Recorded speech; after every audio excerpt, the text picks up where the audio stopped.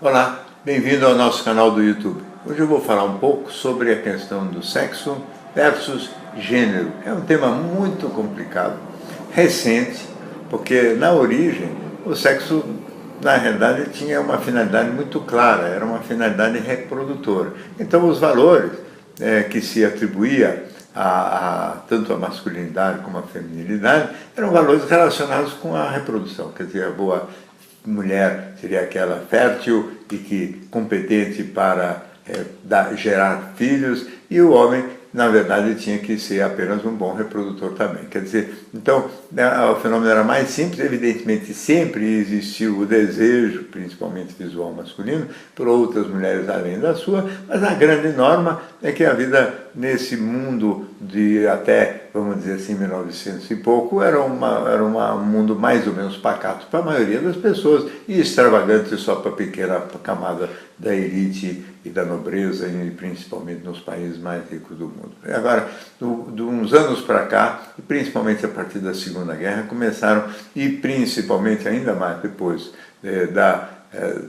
do surgimento da pílula anticoncepcional, sexo e reprodução se desvincularam completamente. E então começaram certas ondas que já tinham antecedentes, mas ligadas aos movimentos feministas, o movimento de emancipação das mulheres. Então, a primeira dessas ondas chamadas feministas foi, talvez, no início do século XX, quando as mulheres começaram a pleitear direitos públicos, sociais, direito ao voto. As mulheres não eram autorizadas a votar. Então, o voto feminino foi uma conquista da primeira geração de feministas. Depois veio essa segunda geração, que é relacionada mais com os anos 60, 70, que era o direito da mulher a esse espaço de mais ou menos igualitário dentro da família também, com a pílula, a liberdade sexual das mulheres, a emancipação econômica das mulheres, as mulheres estudando tanto quanto os rapazes ou mais.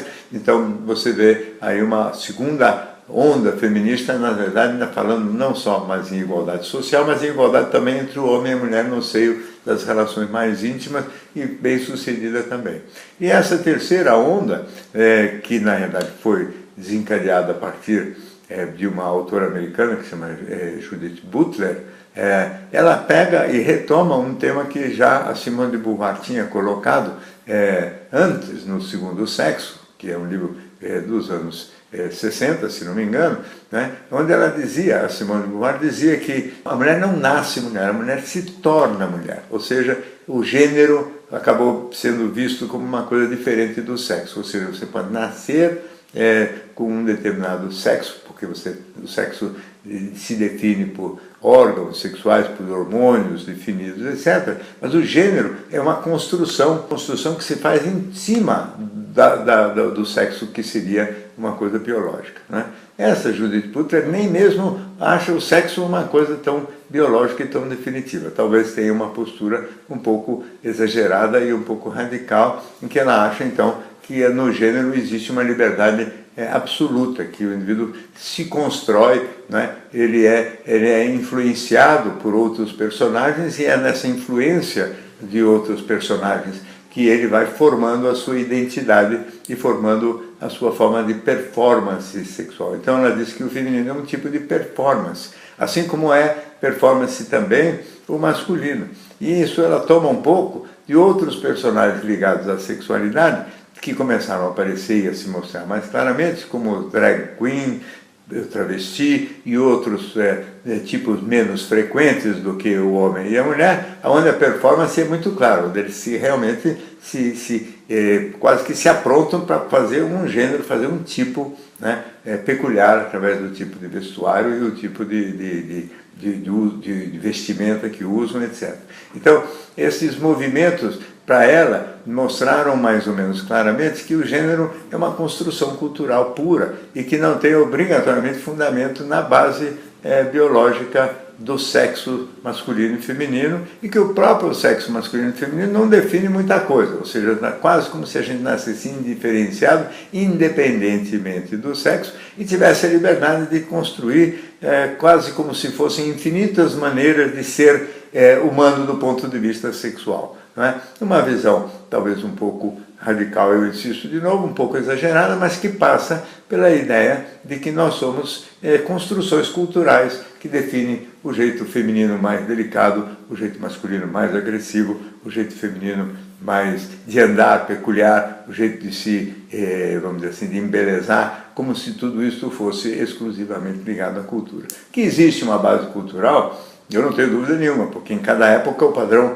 estético e o padrão de comportamento de homens e mulheres varia, principalmente das mulheres. Então tem épocas em que as mulheres são mais gordinhas, épocas em que as mulheres são vistas e bacana é ser bem magrinha, tem épocas em que as mulheres com seios grandes são as mais valorizadas, tem épocas em que isso inverte, quer dizer, tem momentos em que as mulheres, mesmo incomodadas com a sua aparência e hoje se valendo de vantagens de avanços da medicina, colocam seios de silicone, colocam silicone em outras partes do corpo, quer dizer, existe um esforço de mudança, de formar, aí sim, bastante claramente de performance mesmo, quer dizer, vão inventar um modelo feminino para mim, e esse modelo é sempre copiando algum padrão da cultura. Então, essa liberdade de cada um se colocar e se construir ao seu gosto é uma das propostas dessa terceira onda, mas onde o gênero é visto como mais importante do que o sexo, quer dizer, você nasce, segundo ela, sem nenhuma base biológica. Não é o meu ponto de vista, porque eu acho que o homem tem determinadas características, vamos dizer assim, anatômicas, diferentes da mulher. A mulher tem o problema e a característica de ser um ser capaz de gerar uma criança dentro. Isso aqui, por exemplo, para algumas autoras, mesmo feministas psicanalíticas, define muito o feminino e elas não acham que isso pode ser resolvido igualitariamente, quer dizer, como se fosse homens e mulheres nascessem muito só seres sexuais e que, portanto, poderiam se definir ao gosto, né? Tem algumas diferenças maiores. Os homens nascem com mais pelos, os homens nascem com uma voz, em geral, mais grave, ou pelo menos quando surgem, não nascem assim, mas quando surgem os caracteres sexuais secundários, surgem essas variáveis. As mulheres têm determinadas conformações do corpo, os homens têm o desejo visual, as mulheres não têm tanto e tão claramente esse desejo visual. Os homens têm um período refratário depois da ejaculação, de desinteresse, de perda total do entusiasmo erótico. Isso não acontece depois do orgasmo feminino e, portanto, há diferenças da fisiologia masculina e feminina que não podem ser desprezadas e não podem deixar de, talvez, influir. Né? E também quando se fala em infinitos grupos de modos de ser sexual, no fundo todos eles são um pouco mais masculinos ou um pouco mais femininos, mas é sempre uma gama que passeia entre esses dois polos, de modo que parece que a biologia define e limita um pouco também o modo de ser das pessoas.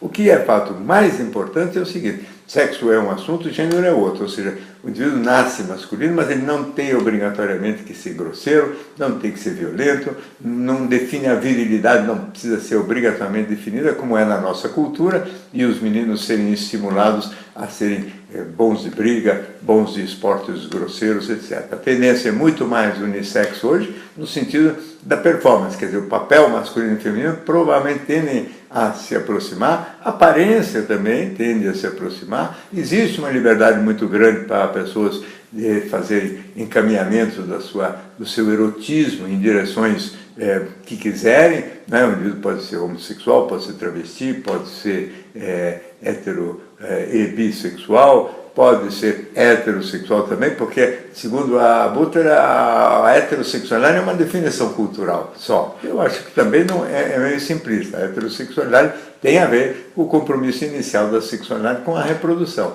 É tudo complicado, mas o importante é a gente perceber o seguinte, que também não é obrigatoriamente o feminino, sabe, usar saia, rebolar de um certo jeito e se comportar com certos tipos de maneios que muitos, inclusive depois drag queens, etc., limitam quase performaticamente, o que no fundo para elas significa que as mulheres femininas também são uma performance. E eu penso que nesse ponto de que o masculino e o feminino são variáveis que dependem muito de performance e de imitação do padrão cultural, ela tem muita razão. E talvez em qualquer momento, ou a qualquer momento, possa haver uma mudança grande disso. E os masculinos e o feminino se aproximarem, até mesmo no vestuário, no jeito de ser, de pensar, nos esportes, como já está acontecendo, quer dizer, as mulheres jogando futebol, e com isso vocês têm nós teremos aí um mundo muito mais, de fato, unissexo, que é uma experiência rica e interessante, em que essas performances que definem muito claramente o machão e a mulher